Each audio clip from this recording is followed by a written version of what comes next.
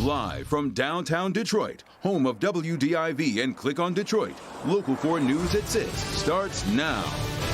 Those involved with Gethsemane Cemetery hit with a class action lawsuit, but tonight there's new details on what police found. The former head of the UAW will serve time in prison for his part in a corruption scandal. Why prosecutors didn't want Gary Jones sentenced to the maximum. But we begin with a dangerous chase. Get out of the car!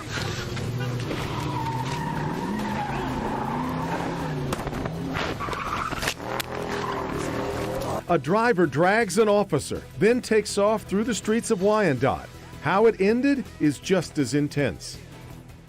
This whole thing started with an undercover drug bust downriver. And it ended with the suspect crashing into a home. Victor Williams is live tonight with more of the video. And Victor, that homeowner was there when it happened, and he's pretty shaken up.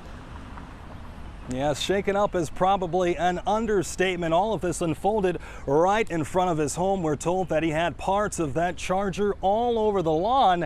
And then take a look at the damage that's been done to his porch, which is a miracle because this is the place where he sits all the time.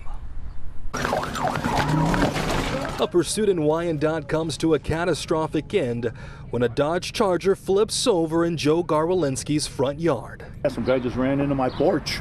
Thankfully, the 71-year-old retiree was inside rather than his normal hangout spot on the front steps. I went in the house, went to the icebox, sat down, and boom, boom, bam, bam, I went.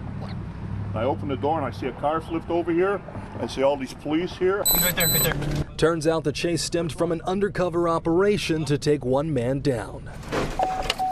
Yesterday, he actually delivered a substantial amount of crack cocaine to an undercover officer.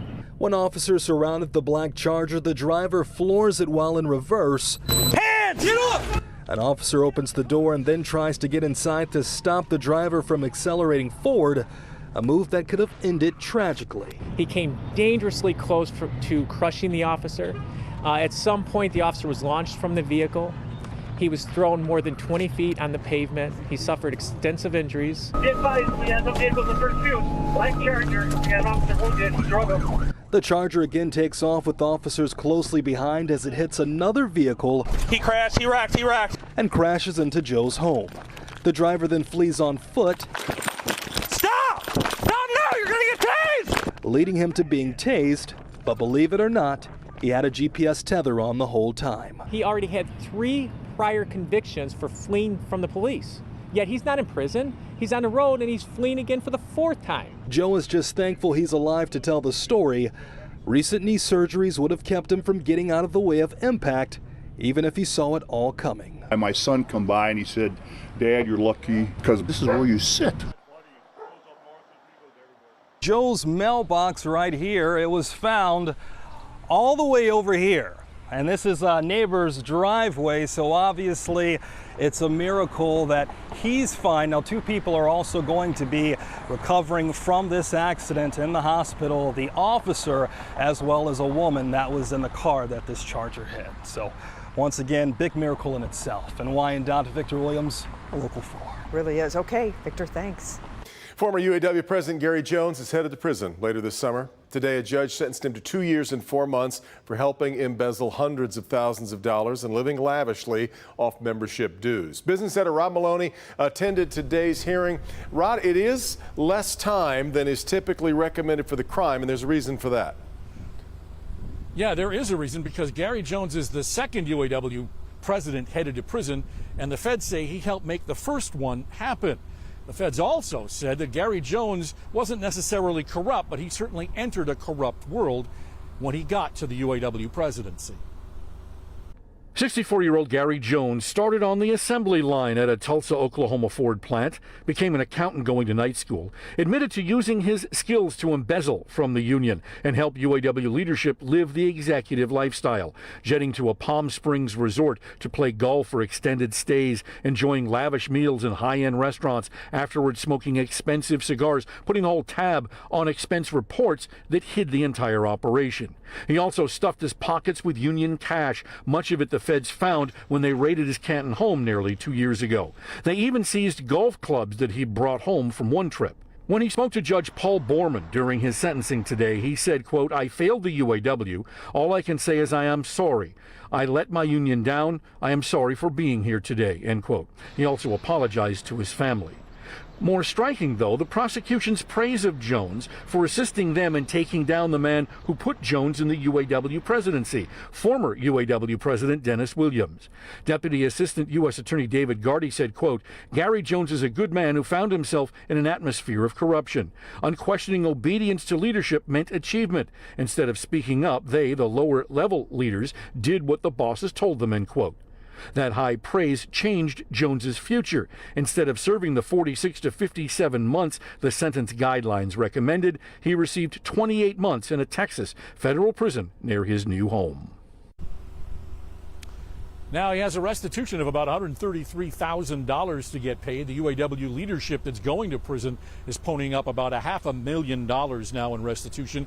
The UAW today in a statement said that Jones clearly put his personal and self-interest above that of the members of his union, and that is why they stripped him of his union membership. Reporting live, Rod Maloney, Local 4. Be hard to argue otherwise. All right, Rod. Let's turn to the coronavirus. We see a slight uptick in new case numbers today. The state reports 301 new cases in the last 24 hours. That's up 44 cases from yesterday. Sadly, we've lost 40 Michiganders in the last day to the virus, 28 from a vital records review. And then on the vaccine front, the state's vaccination rate sits at 59.9%. And the FDA's vaccine advisory panel met today to discuss what will be required for a COVID vaccine to be authorized or approved for use in children under the age of 12. The FDA will use the panel's advice to guide its work with the vaccine manufacturers as the clinical trials in younger children move forward. The son of legendary Michigan football coach Bo Schembechler says his father knew about abuse from Dr. Robert Anderson. Matt Schembechler says he was among the victims of Anderson starting when he was just 10 years old during a physical exam. Schembechler appeared today with two other victims who shared similar stories, and they believe Bo Schembechler didn't do enough to protect them. Bo's temper was legendary, and he lost it. He screamed, "I don't want to hear this. I'm not hearing this." I tried to tell him repeatedly, but my effort earned me a punch in the chest. People are saying that Bo didn't know. He did know. And the only way that was going to get out is for me, myself, to come out to let people know he did know. I told him myself. University released a statement today, and it reads in part, "We condemn and apologize for the tragic misconduct of the late Dr. Robert Anderson, who left the university 17 years ago and died 13 years ago." It also points to dozens of new policies that have been put in place to prevent similar abuse.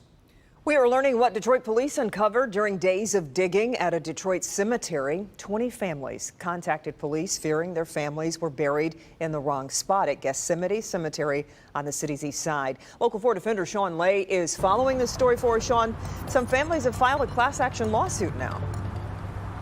They did file today. As a matter of fact, the allegations very serious. Poor management and greed at the cemetery, leading to them asking a lot of questions about where their loved ones are and leading to a lot of pain for them. 3 days of exhuming bodies, people's loved ones, family members say, found in the wrong graves in Detroit's Gethsemane Cemetery by City Airport. Families tell us they knew something was wrong. They couldn't find their loved one's gravesite, telling us cemetery management gave them the runaround until one case turned into hours of digging by Detroit police and the FBI, unearthing what could be a major problem here. It's too much. It's too much. It's too much. People get buried on top of each other. Now the first of what could be many class action lawsuits filed against the city of Detroit, which owns the property, a local church, and 2 cemetery management companies also involved. The suit alleging that family members were misled where their loved one was buried, that the cemetery moved grave markers and bodies to other sites without telling family, and allegedly double sold burial plots. Brian Lentz is one of a team of attorneys involved in the class action suit. They end up overselling, and they end up selling the same plot of ground twice. And as a result, you get these horrible situations, which can only be corrected, unfortunately, by what's going on now, and that is by essentially digging people up. This is sad for a lot of us. A lot of people are over there right now, you know, in tears and heartbroken. And it's like revisiting this all over again because we just want to know. We just want closure. Now here's the very latest from Detroit police. 4 bodies exhumed were found not to be in the right place, about 6 feet away from where they should have been. 14 others also exhumed. They were identified and found to be exactly where they should have been. However, their investigation continues and more lawsuits may come. We're live tonight. Sean Lay, Local 4, back to you. Okay, Sean, thanks. A Detroit man is formally charged with murder and the deadly stabbing of a homeless man in Livonia. 21-year-old Cameron LaFleur was arraigned today on second-degree murder charges. Prosecutors say LaFleur was crossing Middle Belt back on May 25th with a coworker when the victim directed a racial slur toward them. Police say LaFleur pulled out a knife and stabbed 23-year-old Gage Wan in the chest. LaFleur is due back in court next week. A Pontiac woman is charged with assaulting an Oakland County Sheriff's deputy after he asked if she needed help. Investigators say Andrea Shepard was walking in and out of the street near East Pike and Woodward on Sunday. They say when a deputy approached, she punched him in the face several times. Another deputy used a taser to subdue her. The 58-year-old deputy is recovering, and it may be weeks before he returns to work. Much more ahead here on Local 4 News at 6. Let's go ahead and check in with Jamie at Campus Martius. Hi, Jamie. Hey there, guests are starting to arrive for the grand premiere, and I have a live guest in person coming up to talk about the festivities.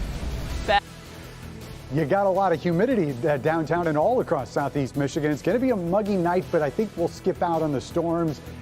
But no eclipse tomorrow morning. If you missed the one from this morning, we'll show you what you missed out on coming up. But first, they took a sledgehammer to the door and the cash register as well. Investigators hope you can help catch the men terrorizing businesses in both Macomb and Oakland counties. Back in just a minute.